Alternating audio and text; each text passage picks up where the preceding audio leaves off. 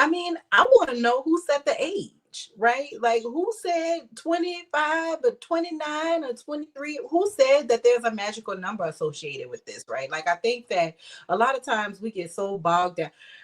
Listen, love realtor.com, whoever put this study together, but sometimes we get bogged down into the demographics of the who, and we're not looking at the what, right?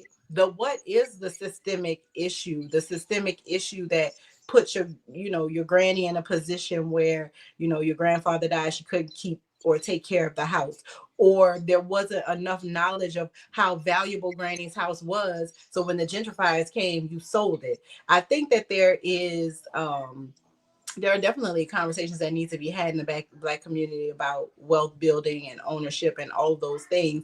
But I think that adding this arbitrary age assignment, right? Maybe in your 50s, you know better, right? Maybe when you're in your 50s, you aren't as impulsive as you are in your 20s. So taking on home ownership is more appealing to you in that age bracket where maybe you've worked up the success ladder, or maybe you built your business to where you have a little bit of padding in terms of income coming in and you're not stretched to the hills. Maybe the idea of paying a mortgage and all the things associated with a home while you're raising small children is not really people's dream, right? Maybe people have a different dream. And so I think it's kind of odd to me, this arbitrary number that is thrown around for like the age of home ownership. I think you buy a home when you are ready to buy a home. I have a lot of friends who bought homes when they were young, ended up losing those homes.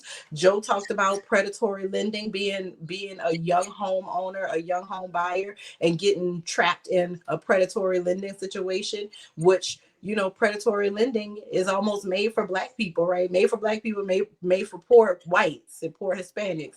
But I think that we get caught into these demographics that do not mean anything. Because when I look at somebody in their 50s, I think of somebody that's more stable. I think of somebody that is like planning and goal setting. When you're in your 20s, it's just an accomplishment. It's just something you did, and everybody at the family reunion can say, "Oh, Joe bought a house, girl. You said Joe new house. Oh, girl, Joe bought a. Oh, Joe, that's so good. You bought a house." What does it mean, right? I think for me, that's the more important thing. It's like, buy a home when you are ready to take care of a home. Become a homeowner when you understand that it is a wealth builder and it is something that can help you and the generations to come. Not necessarily this, 2.5 kids and a dog and a picket fence. All of that shit don't matter. I say every week, that shit fake. We made that shit up. We can make up new rules. I agree.